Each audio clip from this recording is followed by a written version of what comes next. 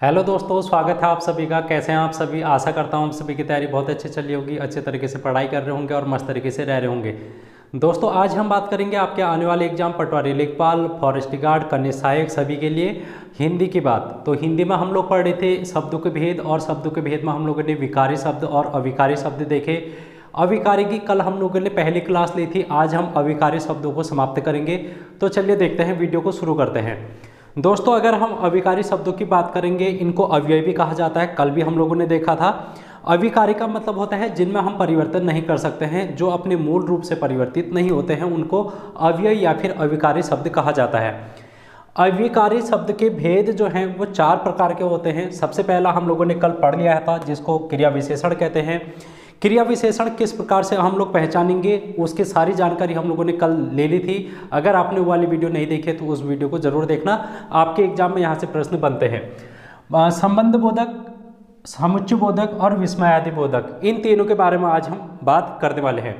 ठीक है दोस्तों, तो इस प्रकार से हम लोग अपने हिंदी के कारवा को आगे बढ़ा रहे हैं, और एक अंतिम समय में जो कि हमारा अब सिलेबस है हिंदी का, वो कंप्लीट होने की ओर चल रहा है। हम लोगों ने 70 से 80% लगभग सिलेबस हिंदी का कवर कर लिया है। कुछ ही परसेंटेज है जो कि अब हम कवर करेंगे एग्जाम तक।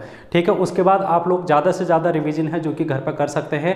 और अगर आप लोगों को जीएस पढ़नी होगी तो जीएस के लिए अंतिम 50 दिनों का महासंग्राम मैं करा रहा हूं, जिसमें हम अंतिम 50 की ओर आगे हैं। 45 क्लास हम लोगों ने करा दी, 46 क्लास, 46 क्लास में से आप लोगों को अब 4 से 5 क्लास और देनी है उसमें। इस प्रकार हमारा जीएस का कंप्लीट पोर्शन भी कंप्लीट हो जाएगा।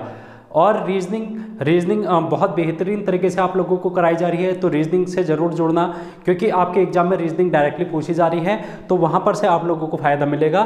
साथ में आप लोग करंट अफेयर भी पढ़ें।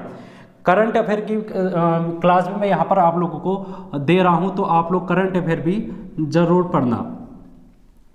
तो आज हम अविकारी शब्द में दूसरा भेद पढ़ेंगे, संबंध बोधक अव्यय। ठीक है दोस्तों, संबंध बोधक अव्यय की हम बात करेंगे। तो संज्ञा सर्वनाम तो आप लोग को पता ही होगा, क्योंकि हम लोगों ने पढ़ा भी है, और संज्ञा सर्वनाम का ही यहाँ पर हम क्या करेंगे, जिक्र करेंगे। ठीक है दोस्तों, तो यहाँ पर इसकी अगर हम परिभाषा लिखें, सबसे पहले वे अव्यय जो संज्ञा व सर्वनाम से जुड़कर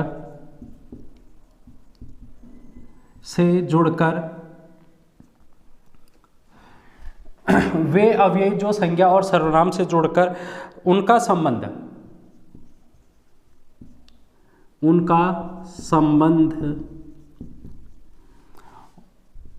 अन्य वाक्य या फिर हम लिखेंगे शब्द से प्रकट करते हैं।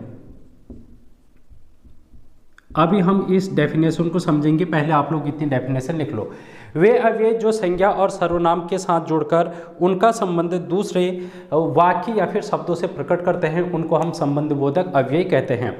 देखो, हम लोग यहाँ पर बात कर रहे हैं संज्ञा और सर्वनाम।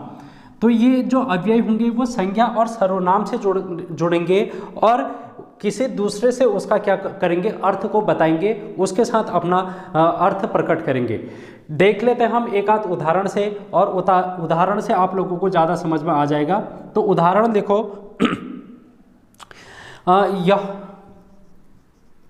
यह किताब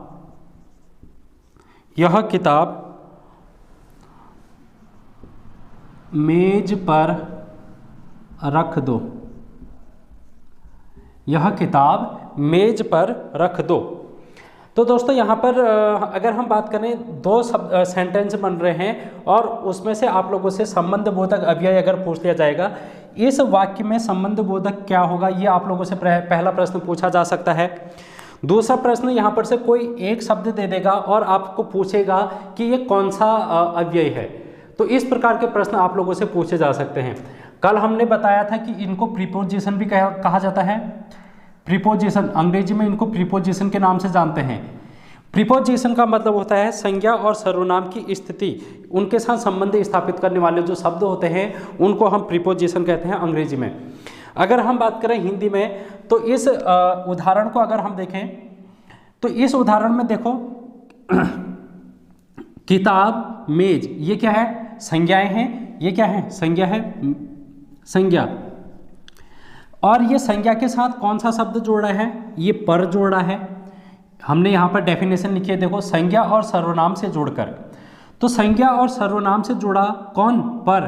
तो इसलिए ये क्या हो गया? संबंध बोधक हो गया, संबंध बोधक हो गया। ये जुड़कर उनका संबंध अन्य वाक्य से प्रकट करते हैं। तो हमने क्या करना है? इस पर का संबंध क्या है? रख दो से है। यानी कि जो किताब है वो कहाँ पर रखनी है? मेज पर रखनी है। तो हम लोगों ने उसकी संबंध बता दिया। किताब का संबंध हम लोगों ने बता दिया कि मेज के ऊपर से रखनी है किताब। ठीक है, तो इस प्रकार से आप लोगों को इस बात को ध्यान में रखना है। एक आध एग्जाम्पल और देख लेते हैं। यह किताब राम की है। यहां पर देखेंगे अब हम ये राम, देखो राम क्या है? एक प्रकार का संज्ञा है, संज्ञा। और ये संज्ञा के साथ कौन सा शब्द जोड़ा है? की। तो ये की क्या बन गया? संबंध बोधक बन गया, संबंध बोधक। यानी कि अगर हम इस की को यहां पर ना लगाएं अगर, तो आप लोग इस प्रश्न को देखो, अब उदाहरण को, यह किताब राम है, यह किताब राम है, तो हम कोई संबंध नहीं बता पा रहे हैं किताब का। अगर हम बात करेंगे यहाँ पर की लगा दूंगा अगर मैं, तो अब हमें समझ में आ रहा है कि ये किताब का संबंध राम से है। तो यहाँ पर संबंध, किताब का संबंध राम से प्रकट करने वाला जो शब्द है वो कौन है? की है। आई होप थोड़ा सा क्लियर आप लोगों को हुआ होगा। एक आध एग्जाम्पल और देख लेते हैं, फिर आप लोगों को और स्पष्ट हो जाएगा। एक आध एग्जाम्पल और देख लेते हैं, उसके बाद आप लोगों को और ज़्यादा स्पष्ट होने लगेगा।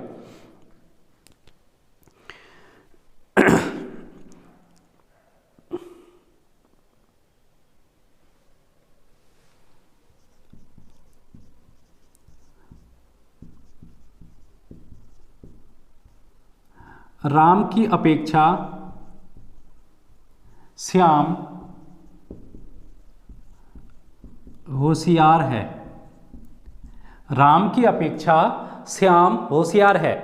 अगर हम इसमें देखेंगे कि कौन सा शब्द है जो कि संबंध स्थापित कर रहा है, कौन सा शब्द है जो कि संबंध स्थापित कर रहा है। देखो, अगर मैं यहाँ पर राम श्याम होशियार है, अगर ऐसा लिख दूं तो क्या मेरे को कोई संबंध मिल रहा है? इसमें नहीं मिल रहा है। लेकिन अगर मैं यहाँ पर राम की अपेक्षा श्याम होशियार है, यानी कि श्याम क्या है? राम से ज़्यादा होशियार है, तो हमको संबंध बता दिया इस की अपेक्षा ने। तो ये की अपेक्षा यहाँ पर क्या बन गया? हमारा संबंध बोधक अव्यय बन गया, संबंध बोधक अव्यय बन गया। ये और क्लियर हुआ होगा आप लोगों को। एक आध एग्जाम्पल और देखो। लोग घर के बाहर खड़े हैं। अब देखो यहां पर घर है, घर एक संज्ञा हो गया, इससे कौन सा शब्द जोड़ा है? के बाहर। के बाहर यहां पर शब्द जोड़ा है, और घर के बाहर कौन खड़े हैं? लोग खड़े हैं। अगर हम इस के बाहर को अगर यहां पर ना लगाएं तो घर, लोग घर खड़े हैं, कोई संबंध बन रहा है? नहीं बन रहा है। लोगों का घर से कोई संबंध नहीं बन रहा है। लेकिन अगर हम के बाहर लिख देंगे, के बाहर, तो अब हमें स्पष्ट तरीके से ये समझ में आ रहा है कि घर के बाहर लोग क्या हैं? खड़े हैं। तो एक प्रकार का यहाँ पर ये लोग क्या कर रहे हैं? संबंध स्थापित कर रहे हैं। कौन? के बाहर। तो ये जो के बाहर है ये क्या बन गया? हमारा संबंध बोधक बन गया। तो इस प्रकार आप लोग इस संबंध बोधक को पहचानेंगे और अपना उत्तर करके आएंगे।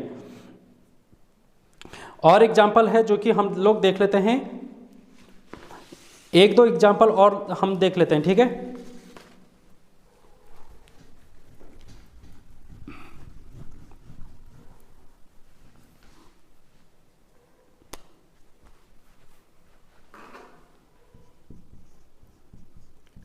गीता सहेलियों सहित बाजार गई। अब देखो यहाँ पर ये जो गीता है वो सहेलियों सहित अपनी सहेलियों के साथ कहाँ गई? बाजार गई। यहाँ पर हम लोग देख रहे हैं कि ये जो सहेलियों के साथ है, ये सहेलियों सहित, तो ये जो सहित शब्द है वो क्या कर रहा है? संबंध स्थापित कर रहा है गीता का सहेलियों के साथ। गीता का सहेलियों के साथ ये संबंध स्थापित कर रहा है कि उनके साथ ये कहाँ गई है? बाजार गई है। अगर मैं यहाँ पर सहित को हटा दूं तो क्या हमारा कोई संबंध बन रहा है? आप लोग इसको एग्जाम्पल से देखें। गीता सहेलियों बाजार गई, कोई संबंध स्थापित नहीं हो रहा वाक्य में। लेकिन अगर मैं सहेलियों सहित लिख दूंगा तब मेरा ये वाक्य पूरा बन जाएगा और ये जो सहित है वो क्या बन जाएगा? मेरा संबंध स्थापित करने वाला शब्द बन जाएगा। तो ये होते हैं संबंध बोधक अव्ययी। अव्यय का मतलब होता है जिनमें कोई विकार उत्पन्न नहीं किया जा सकता। तो आप लोग देखो इस सहित में कोई ना कोई विकार हम उत्पन्न नहीं कर सकते। ये सहित यहाँ पर लिखा है तो सहित ये सर्वमान्य है, हर जगह सहित ही होगा। ठीक है, तो इस प्रकार आप लोग इनको ध्यान में रखेंगे। दूसरा हम लोग देख लेते हैं। अब संबंध बोधक हम लोगों ने पढ़ लिया। आप लोगों के एग्जाम में आएगा तो आप लोग अब क्या कर लेना, इनको हल कर लेना। तो थोड़ा सा समझने वाली बात है कि ये संज्ञा और सर्वनाम के साथ जुड़ेंगे और वाक्य के अन्य शब्दों से या फिर किसी अन्य वाक्य से ये क्या बनाएंगे? अपना संबंध स्थापित करेंगे। अब दोस्तों हम बात कर लेते हैं समुच्चय बोधक की।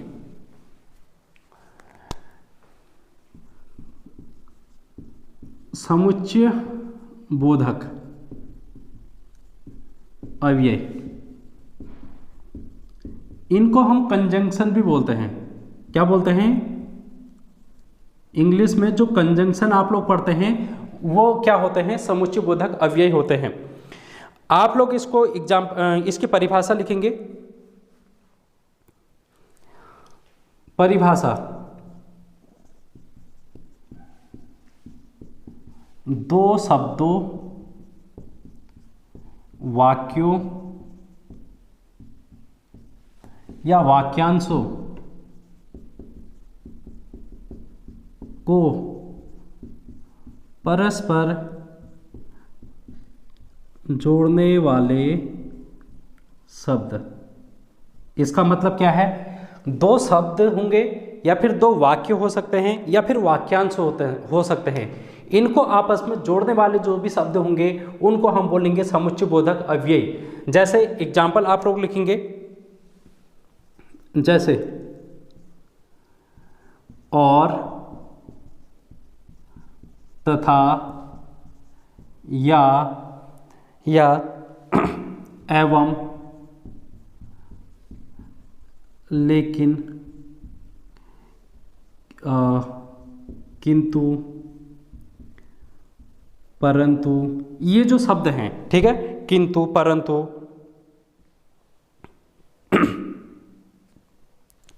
फिर भी,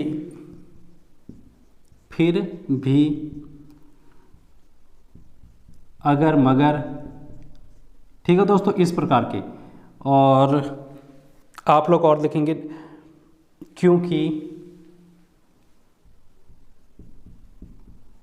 नहीं तो,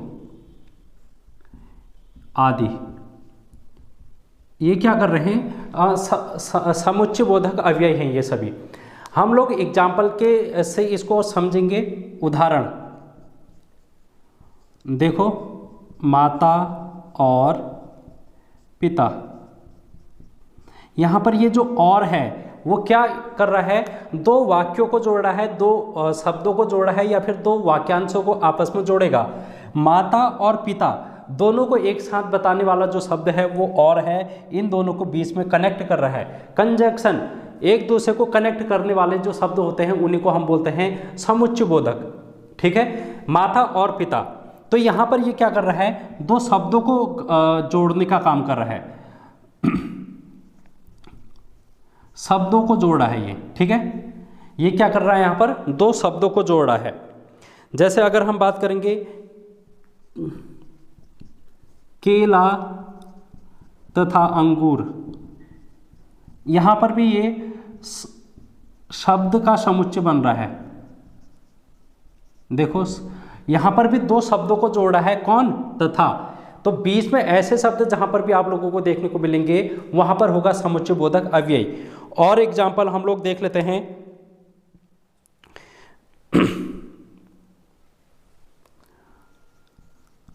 थोड़े टफ टाइप के एग्जाम्पल हम देख लेते हैं।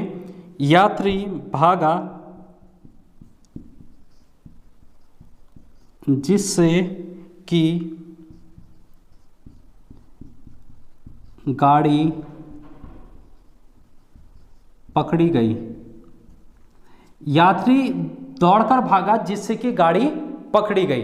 तो यहां पर जो जिससे है, ये जो जिससे है, तो ये जिससे जो है वो दो वाक्यों को कनेक्ट कर रहा है, गाड़ी पकड़ी गई और यात्री भागा। इन दोनों को जो कनेक्ट करने वाला शब्द है वो जिससे की है। जिससे की है जो कि यहाँ पर दो वाक्यों को ये क्या कर रहा है, कनेक्ट कर रहा है, दोनों को समुच्चय कर रहा है, जोड़ रहा है। अगर हम यहाँ पर नहीं लिखेंगे इसको, अगर आप लोग इसको हटा दें यहाँ पर, तो क्या हमें समझ में आएगा, यात्री भागा गाड़ी पकड़ी गई, तो ये दोनों को कनेक्ट नहीं कर पा रहा है। लेकिन अगर हम यहाँ पर जिससे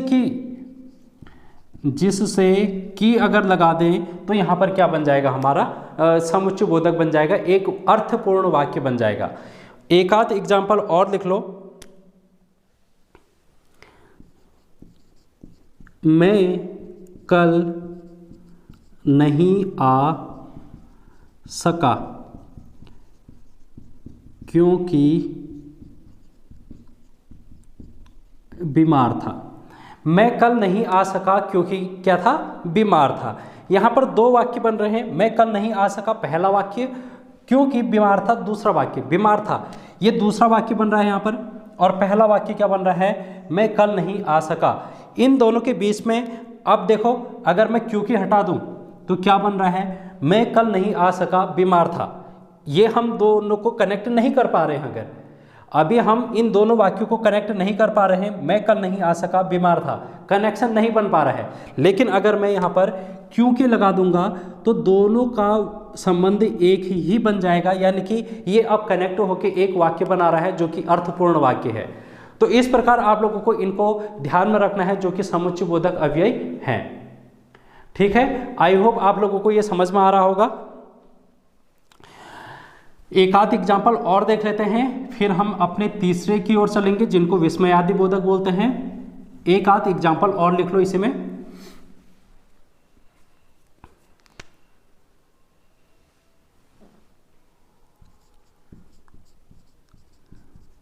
तुम्हारे हाथ फूल जैसे हैं, अर्थात कोमल है।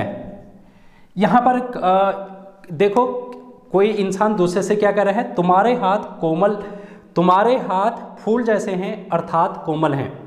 अगर हम यहां पर इस अर्थात को ना लगाएं, इस अर्थात को यहां पर ना लगाएं, तो आप देखो, अब इसको पढ़ो, तुम्हारे हाथ फूल जैसे हैं कोमल हैं। क्या कोई कनेक्शन बैठ रहा है इन दोनों में?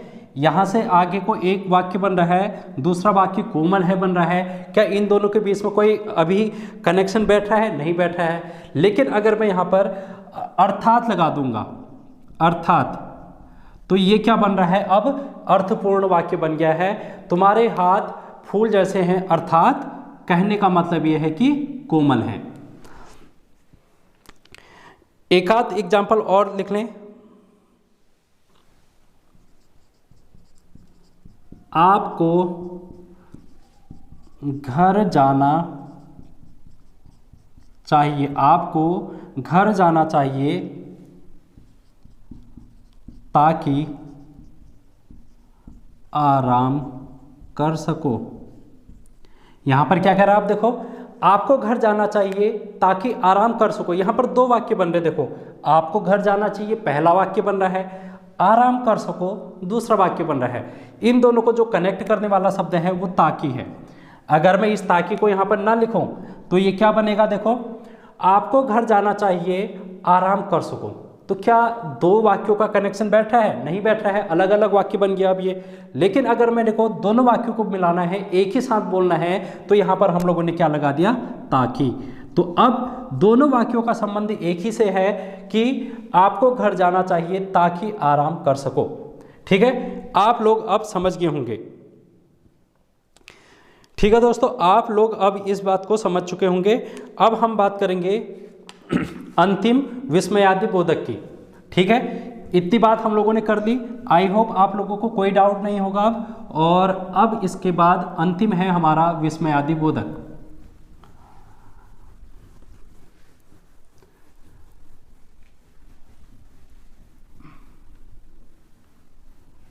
विस्मयादि बोधक को हम इंग्लिश में इंटरजेक्शन भी बोलते हैं। ठीक है दोस्तों, क्या बोलते हैं? इंटरजेक्शन।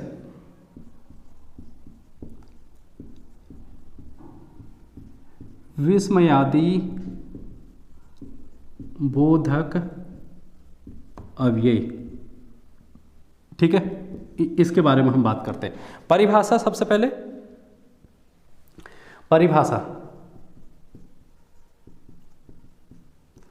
परिभाषा क्या है? देखो, हर्ष, शोक, आश्चर्य, प्रशंसा, घृणा आदि मनोभाव को प्रकट करने वाले शब्द।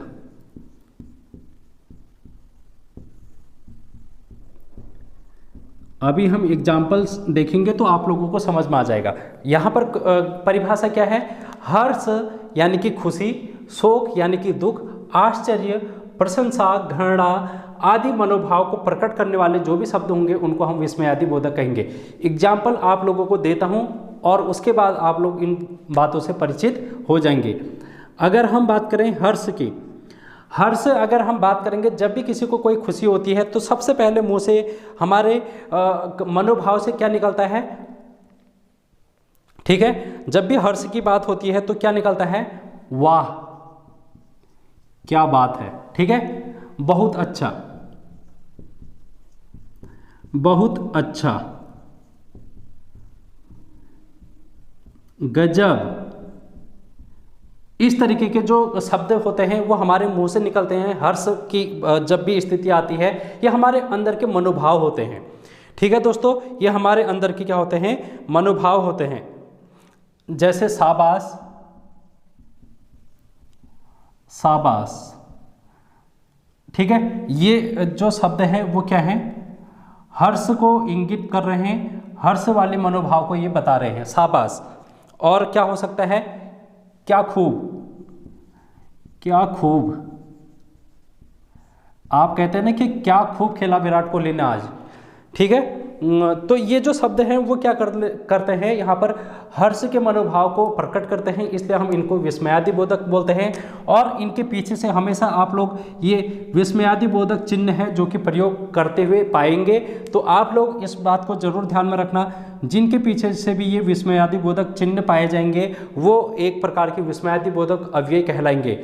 और इस चिन्ह को लगाना यहाँ पर बहुत अनिवार्य है इस वाक्य में।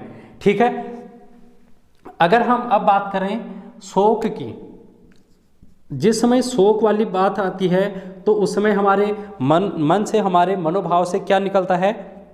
जैसे हाय, हे राम, हे राम, ओह, ओह, इस तरीके के, उफ, आह,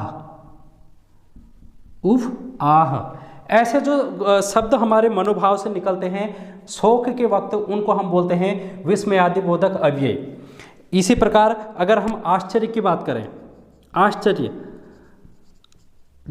आश्चर्य जिसमें हमको शौक टाइप का लगता है कि यार ऐसा भी हो सकता है क्या, तो हम क्या बोलते हैं? उस समय हम ओह भी बोल लेते हैं।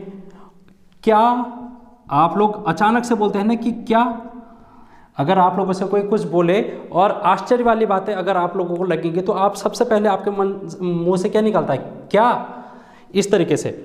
और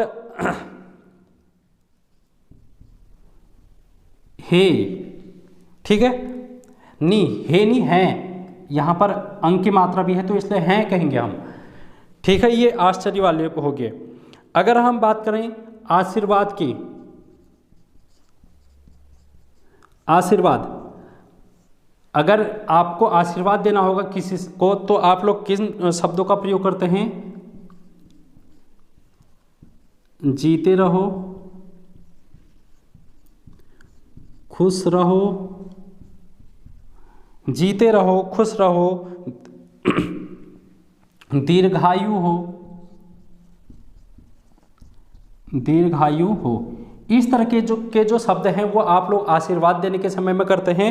और अगर आप लोग चेतावनी देने की बात करते हैं, चेतावनी आ रहा है ना नीचे, एक बार देख लेता हूं, हाँ, चेतावनी की अगर हम बात करेंगे तो क्या शब्द आप लोग बोलते हैं? होशियार, होशियार रहना, ठीक है, आगे खतरा है, तो इस तरीके के। अरे हटो, अरे हटो, ये आप लोग चेतावनी देते हैं किसी को। अगर जैसे हम किसी चीज़ से, कोई खतरे से बचने की बात करते हैं तो बचो, बचो शब्द, ठीक है। तो इस प्रकार के जो चेतावनी वाले शब्द हैं वो हम लोग देते हैं। तो इस प्रकार विस्मयादि बोधक शब्दों को भी हम लोगों ने अव्ययों को पढ़ा, ठीक है दोस्तों। तो ये हमारे आज अव्यय हैं जो कि समाप्त हो जाते हैं। अविकारी शब्द इनको कहा जाता है। आपके एग्जाम में प्रश्न पूछे जाते हैं तो आप लोग इनको करके आना।